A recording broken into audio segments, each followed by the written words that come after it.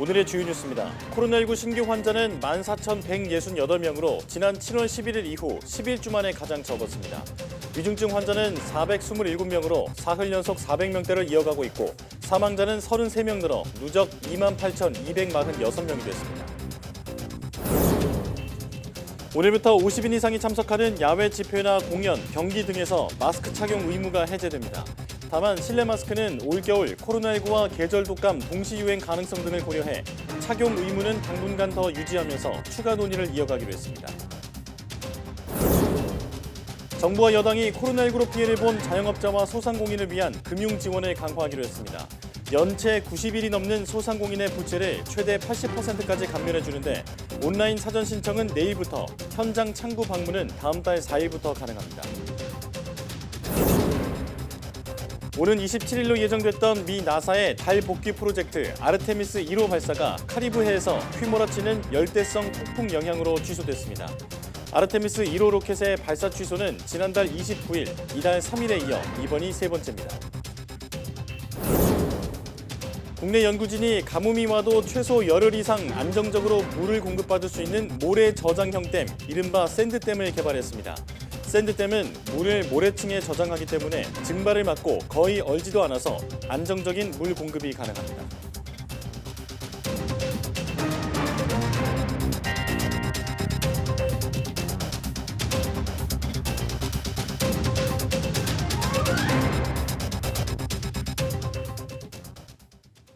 여러분 안녕하십니까? 9월 26일 사이언스 투데이입니다. 오늘 0시 기준 코로나19 신규 환자는 어제보다 11,000여 명 적은 14,168명으로 집계됐습니다. 일주일 전보다 5천여 명 줄었고 2주 전보다는 22,000여 명 감소했습니다. 월요일 발표 기준으로 지난 7월 11일 이후 11주 만에 최저치입니다. 신규 환자 중 국내 발생은 13,948명, 해외 유입은 220명입니다. 위중증 환자는 427명으로 사흘 연속 400명대입니다. 사망자는 33명으로 누적 사망자는 28,246명, 치명률은 0.11%입니다. 오늘부터 실외 마스크 착용 의무가 완전히 해제됩니다. 방역당국은 오늘부터 50인 이상이 참석하는 집회나 공연, 스포츠 경기 등에서 마스크 착용 의무를 해제한다고 밝혔습니다. 다만 이번 조치가 실외 마스크 착용이 아예 불필요해졌다는 것을 의미하는 것은 아니라며 상황에 따라 자율적으로 마스크를 쓰는 실천은 여전히 필요하다고 강조했습니다. 또 실내 마스크 착용 의무는 코로나19와 계절 독감 동시 유행 가능성 등을 고려해 당분간 더 유지하면서 추가 논의를 이어가기로 했습니다. 정부가 입국 후 PCR 검사 폐지를 검토하는 가운데 해외 입국자 코로나19 확진율이 1.1%에 그친 것으로 조사됐습니다. 중앙방역대책본부가 국회에 낸 자료를 보면 입국 1일차 PCR 검사를 시행한 7월 25일부터 지난 20일까지 발생한 해외 유입 확진자는 22,000여 명으로 같은 기간 입국한 사람의 1.1%에 불과했습니다. 게다가 입국 1일차 검사를 실시하지 않은 사람이 7월과 8월 두 달간 30만 명에 육박하지만 이들을 고발한 사례는 한 건도 없었습니다. OECD 국가 가운데 백신 접종 완료자에게까지 입국 후 PCR 검사를 요구하는 건 한국이 유일한데 검사 실효성도 낮다는 사실이 드러나면서 입국 후 PCR 검사 폐지 목소리는 더 커질 전망입니다. 정부 여당이 코로나19로 피해를 본 자영업자와 소상공인을 위한 금융 지원을 강화하기로 했습니다. 원금을 감면해주거나 고금리 대출을 저금리로 바꿔주는 내용이 포함됐습니다. 조태현 기자가 보도합니다. 코로나19는 자영업자와 소상공인에게 큰 시름을 안겨줬습니다. 사회적 거리 두기 등 방역 조치 탓에 빚으로 버티는 자영업자가 대폭 늘어난 겁니다. 금리를 부담하지 못해서 개인 파산 신청을 한다든가 회생 신청을 한다든지 이런 사례들이 많이 조금 들리고 있습니다. 실제로 세 곳이 넘는 금융사에서 돈을 빌린 다중채무 자영업자는 올해 들어서만 45%나 늘었습니다. 평균 대출 금액은 4억 7천만 원에 달합니다. 금리가 급등해 빚을 못 갚는 자영업자와 소상공인이 늘자 금융당국이 지원을 강화하기로 했습니다.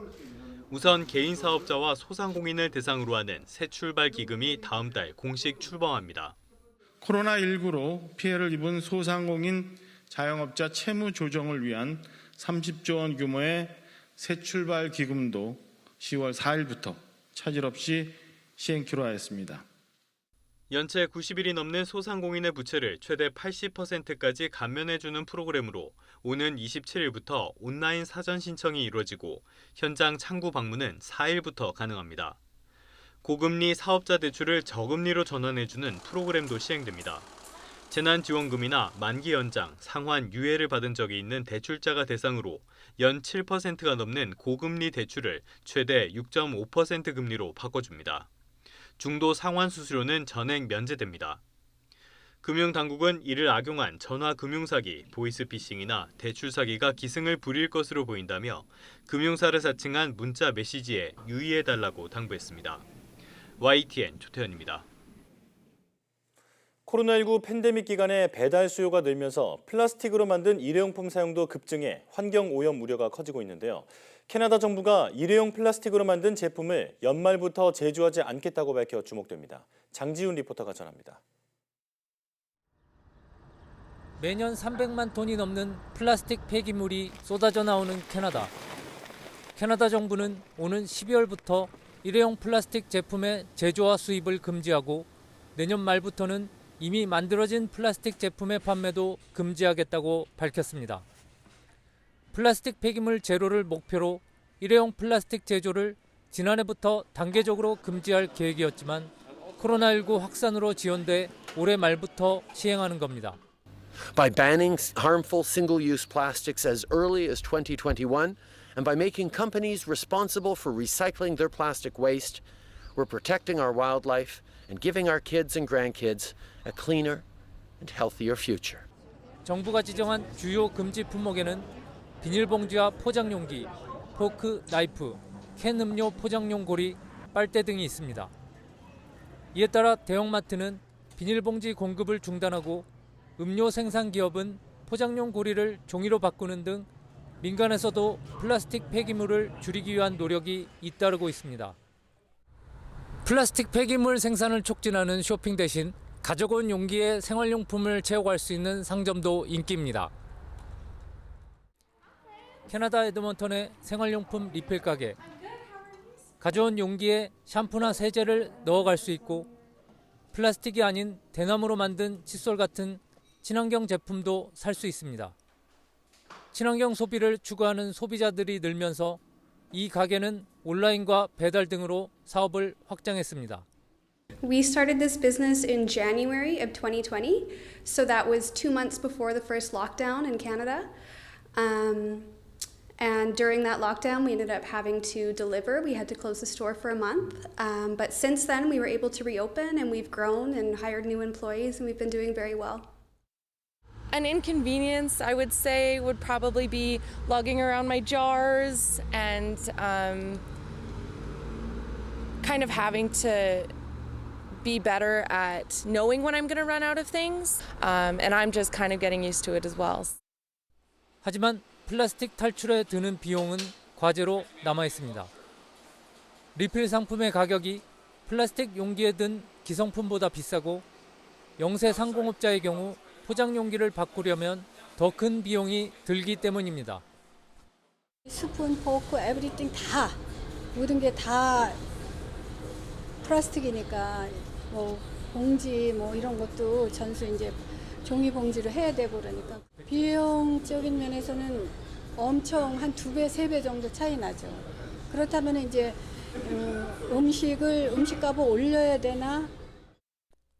플라스틱 제조 수입이 금지되면 기업이 지속 가능한 해법을 제공할 것이라는 당국의 설명에도 추가 비용 문제를 해결하지 못할 경우 탈플라스틱에 드는 부담이 결국 소비자 몫으로 돌아갈 것이라는 지적이 나오는 이유입니다. 환경 보호를 위해 뗀 큰 발걸음이 지속적인 효과를 거두기 위해선 소상공인과 소비자 지원책 등 더 치밀하고 현실적인 접근이 필요해 보입니다. 캐나다 에드먼턴에서 YTN 월드 장지훈입니다. 기후 변화로 인한 피해가 지구촌 곳곳에서 이어지고 있습니다. 캐나다 동부 해안에 허리케인이 몰아쳐 50만 가구의 전기 공급이 끊기는 등 전례 없는 피해가 발생했고 슈퍼태풍 노루가 필리핀 폴리로 섬에 상륙해 수천 명이 대피했습니다. 이동원 기자의 보도입니다. 현지 시간 24일 허리케인 피오나가 캐나다 동부의 대서양 연안을 강타했습니다. 지난주 초 카리브해에서 최소 8명의 목숨을 앗아간 피오나는 열대성 저기압으로 약화했다가 캐나다에 상륙할 당시는 허리케인으로 위력이 다시 커졌습니다. 시속 160km가 넘는 순간 돌풍이 불면서 아름드리 나무들이 뿌리채 뽑혀 쓰러졌고 4일로의 지붕이 날아갔습니다. 곳곳에 전신주가 쓰러지면서 50만 가구의 전기가 끊겼습니다. Given the dangerous condition for our crews and the widespread damage, there will be customers who will see outages for multiple days. 강풍에 가옥이 무너지고 시설물이 떨어지는 등 유례없는 피해에 캐나다 재난당국은 복구에 수개월이 걸릴 것으로 내다봤습니다. 피해가 심각하자 트리도 총리는 아베 전 일본 총리 국정 참석을 취소하고 피해 복구에 군을 동원하겠다고 밝혔습니다. There are reports of roads washed out and homes destroyed. We've all seen the images. This is a very powerful and dangerous storm. 현지 시간 25일 오후 5시쯤 슈퍼 태풍 노루가 필리핀 수도 마닐라에서 동쪽으로 60km 떨어진 폴리로 섬에 상륙했습니다. 최대 시속 195km의 강풍을 동반한 노루는 올해 필리핀에 접근한 가장 강력한 태풍입니다. 상륙에 앞서 섬 주민 수천 명이 대피했고 선박과 항공기의 운항이 중단됐으며 학교와 관공서가 문을 닫았습니다. YTN 이동원입니다.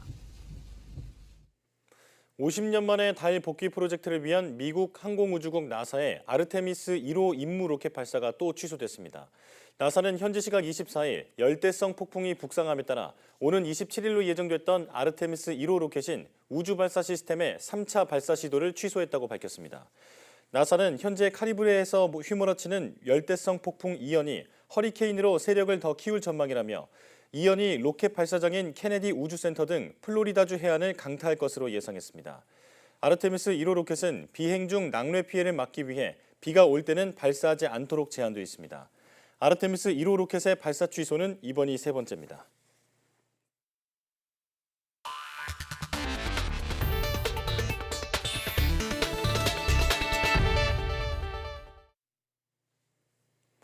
강원도 산간 지역은 계곡 등 소규모 취수원에 의존하고 있어서 가뭄이 발생하면 식수 부족을 겪는 일이 자주 일어나는데요.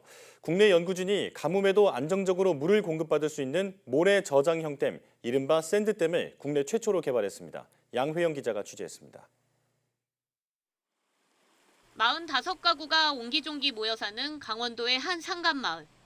주민들은 계곡에서 내려오는 물을 식수로 사용하고 있습니다. 오염원이 없어 물이 깨끗하지만 계절에 따라 수량 변동이 심해 그동안 물 걱정이 끊이질 않았습니다. 비가 와서 장마지면은 그때 이제 문제가 없는데 가물 오면은 이제 물이 적바르니까 그러니까 이제 고통을 겪고 밥할 때만 이제 열었다가 이제 잠갔다 이랬죠. 우리나라 상수도 보급률은 97.5%에 이르지만 나머지 2.5%의 소외 지역은 가뭄이 오면 물 사용에 많은 어려움을 겪고 있습니다. 그런데 국내 연구진이 가뭄이 와도 최소 열흘 이상 안정적으로 물을 공급받을 수 있는 모래 저장형 댐, 이른바 샌드댐을 개발했습니다. 네, 저는 지금 샌드댐 위에 서 있습니다. 겉으로 보기엔 메마른 모래지만 살짝만 파보면 모래 안으로 물이 가득 차 있는 것을 볼 수 있습니다. 샌드댐은 모래에 물을 저장하는 방식으로 크기가 다른 세 종류의 모래와 자갈을 차례로 쌓아 만들었습니다. 지하수가 없는 지역의 샌드댐으로 인공 지하수를 만든 셈입니다. 샌드댐은 물을 모래층에 저장하기 때문에 증발을 막고 거의 얼지도 않아 가뭄이 와도 안정적으로 물 공급이 가능합니다. 샌드댐 건설로 이 지역에는 하루 190톤의 물을 마을로 공급할 수 있게 됐는데 모래층의 자연 여과 기능으로 수질 개선 효과도 얻었습니다. 작은 구멍이 나 있는 파이프를 설치를 해서 물을 집수 모아가지고 기존 관로에 연결하는 그런 체계가 맞춰져 있고요. 모래 입자가 파이프에 이제 끼어서 흐름을 방해하지 못하게 하는 필터팩 스크린을 저희가 개발을 해서 특허를 출원한 그런 상태입니다. 이번에 개발한 샌드댐은 올해 말 춘천시에 이관돼 영구적으로 관리될 예정입니다. 식수를 자연계곡에서 얻는 지역은 전국에 600여 곳.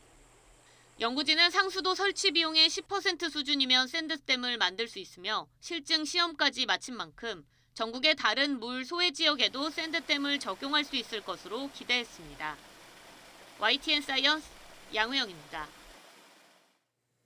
클레오파트라가 젊음을 유지하기 위해 즐겨 먹었다는 무화과. 항노화 성분이 풍부하지만 물러서 저장이 어렵고 재배에 날씨 영향을 많이 받는 단점이 있습니다.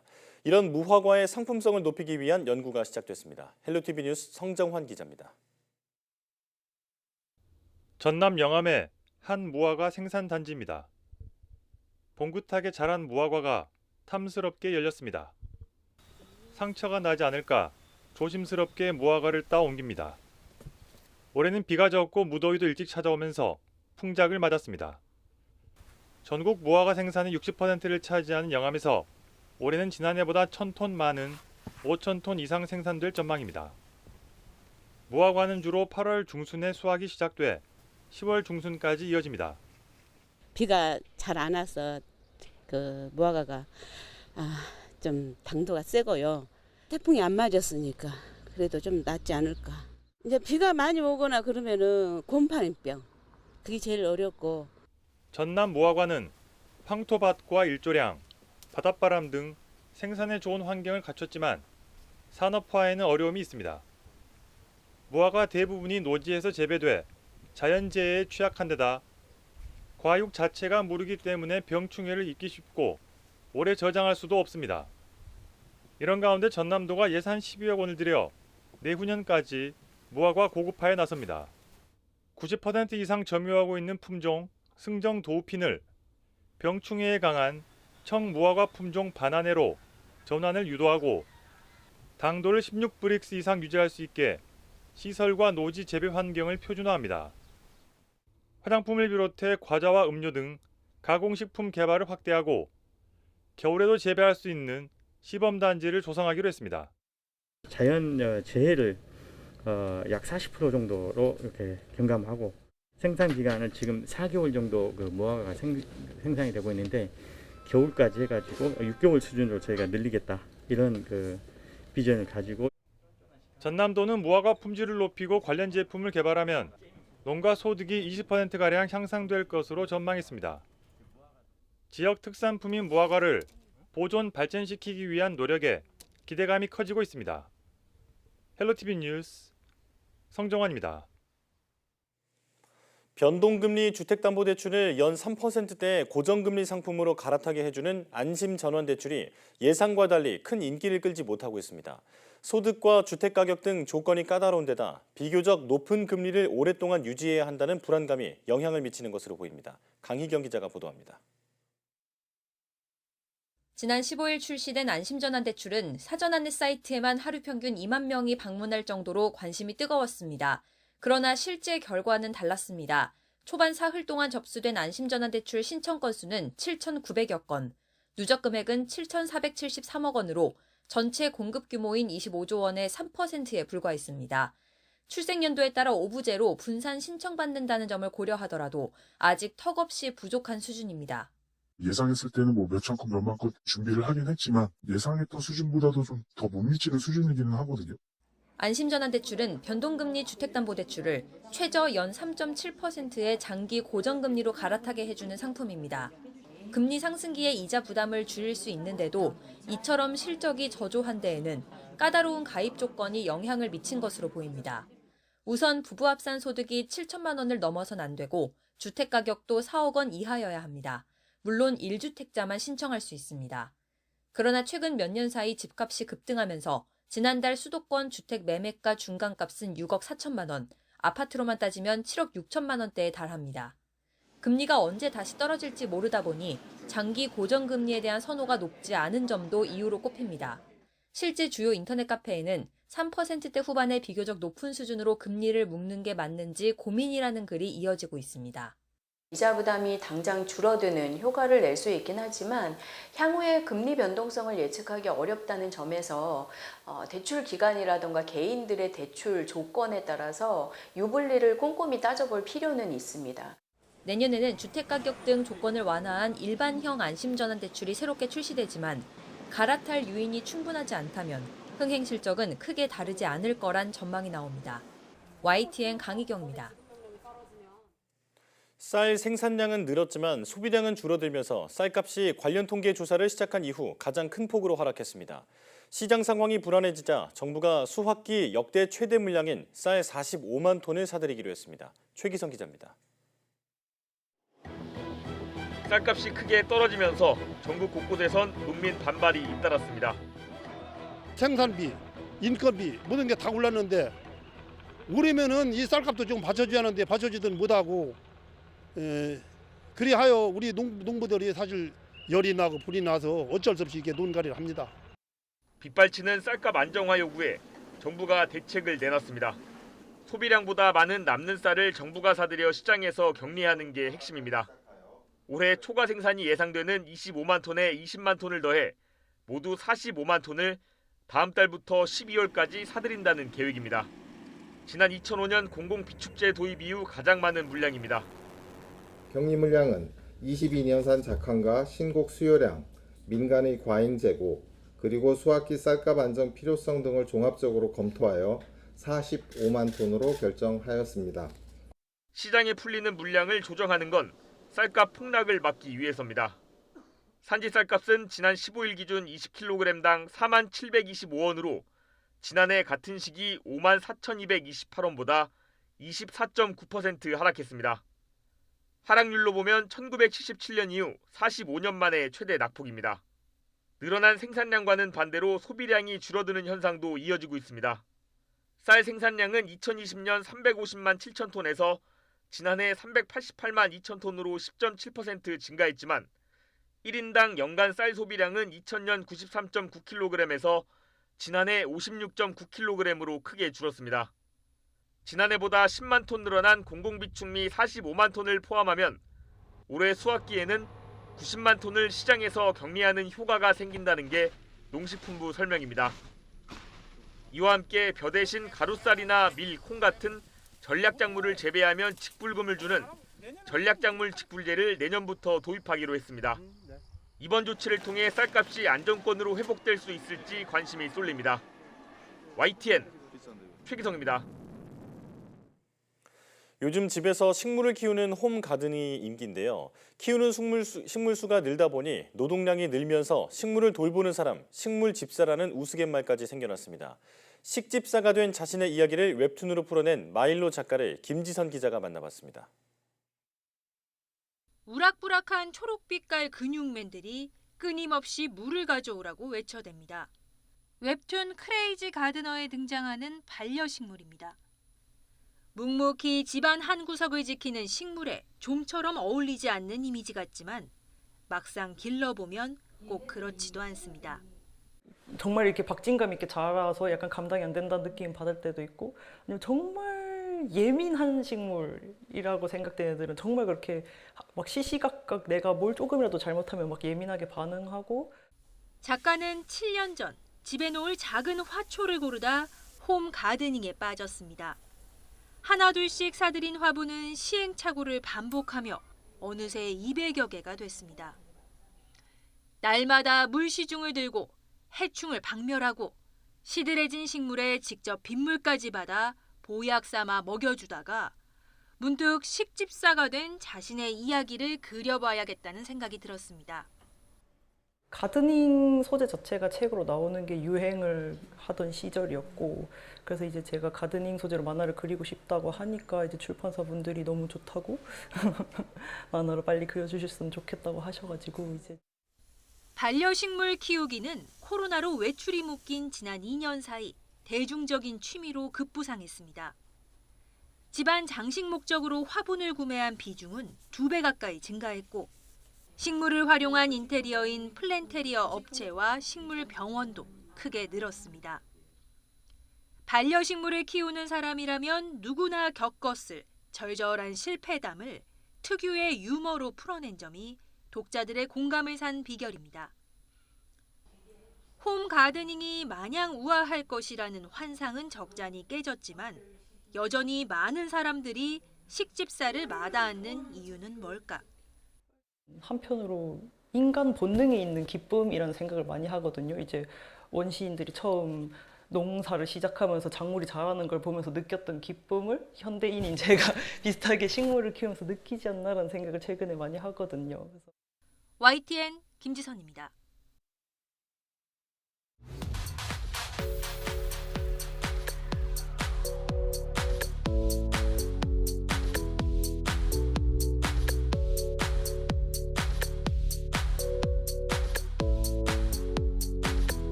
언제 어디서나 음악을 들을 수 있게 해주는 이어폰은 우리 생활 필수품이 된 지 오랜데요. 하지만 잘못된 이어폰 사용은 청력 저하와 염증 등 귀 건강을 크게 위협한다고 합니다.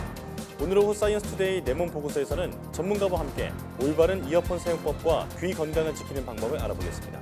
많은 시청 바랍니다. 뉴스 마치겠습니다. 여러분 고맙습니다.